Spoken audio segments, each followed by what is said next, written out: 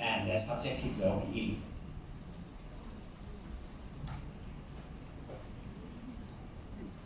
Okay, as we know that the social media has become like very, very popular around the world, and people use it, and social media use it because they are designed to connect people, right? That people to connect and then we conveniently communicate to one another. And this is mobile instant messaging is one kind of the social media. Okay, and it's developed to have they have the same idea that they want to help people communicate and help people connect to one another.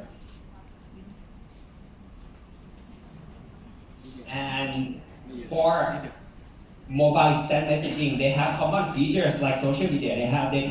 You can post information, you can share information, you can contact with your connections, and they allow people to access and stay connected anywhere and anytime. And as research said that the majority of MIM users, they are young people.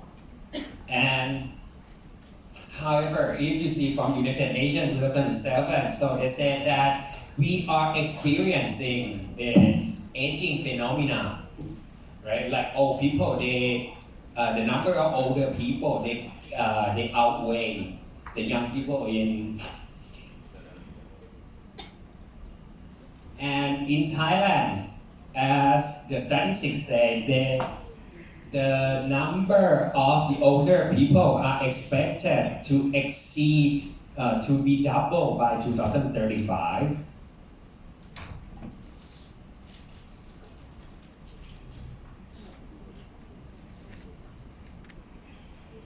And as we have the prevalent connection of the internet, and also in the statistics said, like in Thailand, besides Facebook Messenger, Line is a common messenger that prevalently used all over the country. That's why I focus on using. I have to define it just a little bit because MIM in my study, I'm focusing on Line. Because I'm not focusing on the messenger in the Europe. If you talk about in the Europe, they use Facebook Messenger and WhatsApp. But in Thailand we use Line more.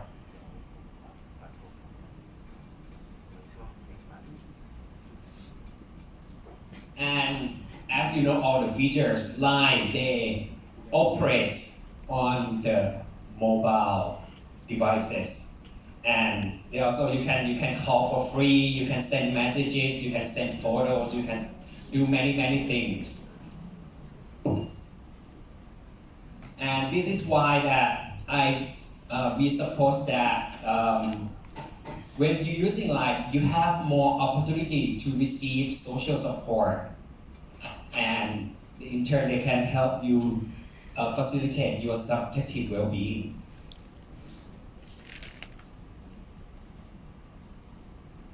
And I'm going to talk a little bit about this one because I focus on the key term of information sharing. Information sharing is broadly defined as a transmission and reception of information between two parties which they share similar understandings. And when we talk about the social support is defined as the sentiment of instrumentally, because when we talk about the social support, you can receive the social support by giving, by people give it to you, and then also you can feel social supported by you can receive from people. And basically when we talk about the social support taking place in the physical setting. But we suppose that from the researcher, we suppose that in the virtual world they have social support as well. And the research points out that if the individual lack of the social support, so they turn to the online world to find people more because now we are connected in the virtual world.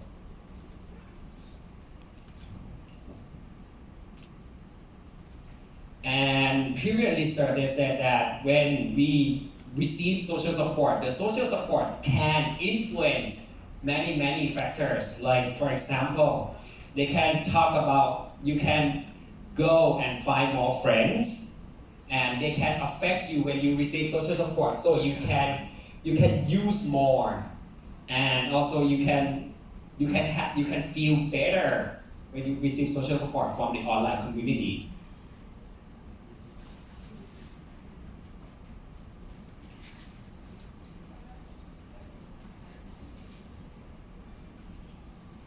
And when we talk about the subjective well-being, the subjective well-being is defined as a self-evaluation of individuals' overall satisfactions and enjoyment of the current life situation. And it can be included the life experience that we bring through as well.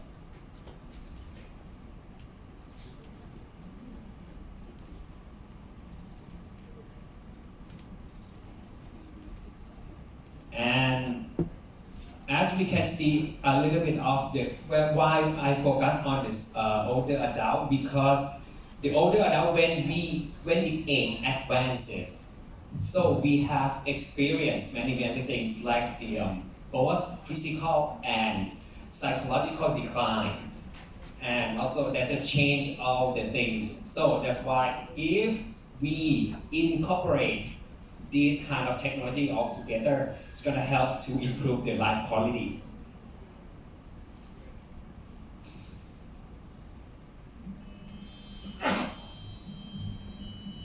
So we aim to explore how this related information sharing behavior and online social support and the subjective well-being.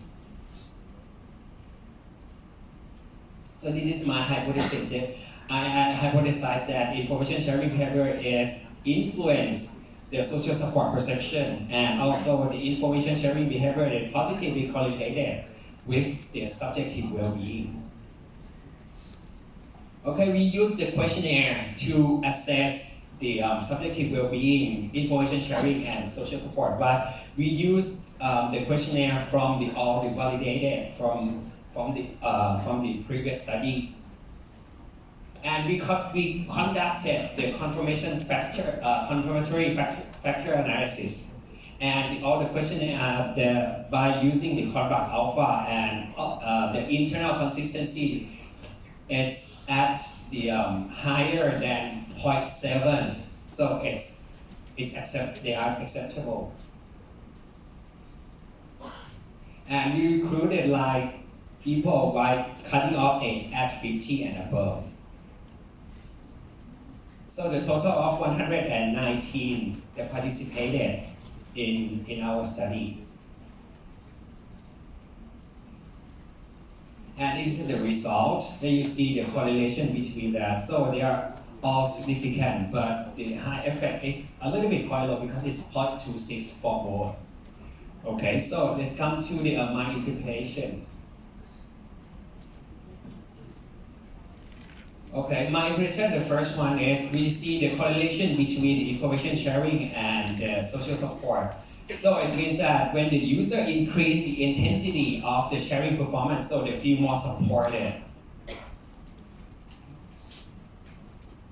And as previous said, that the intensity of the internet technology usage for information, communication, and entertainment we found to associate it with perceived social support. And for the subjective well-being, we found that the correlation as well. So this means that the intensity of the using sharing behavior, they have effect on the subjective well-being as well.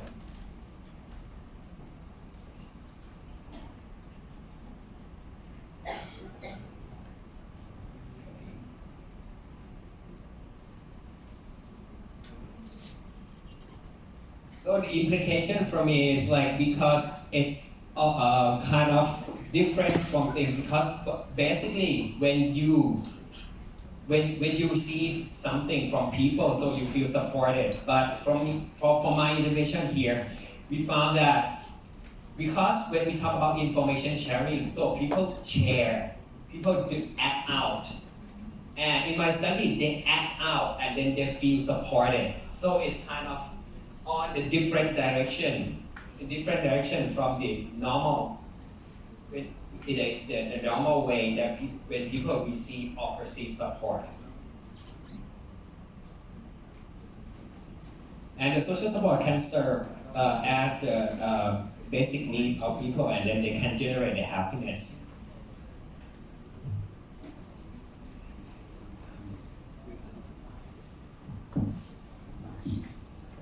And for the limitation, because we base on the self-reported data, so we should incorporate like more methodology like analyze or interview, and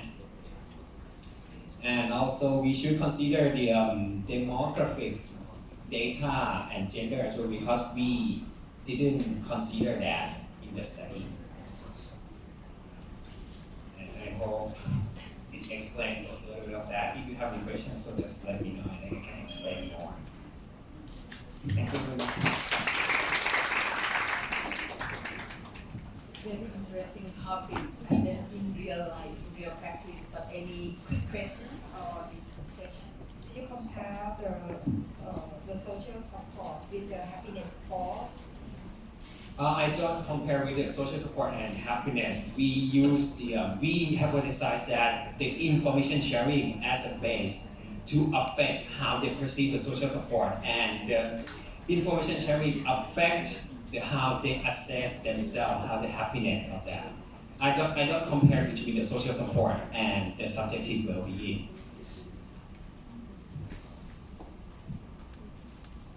Okay, if there is no more questions, I would like to thank the last presenter, and I would like to thank all the audiences, the commentators, and especially the researchers who present their works today.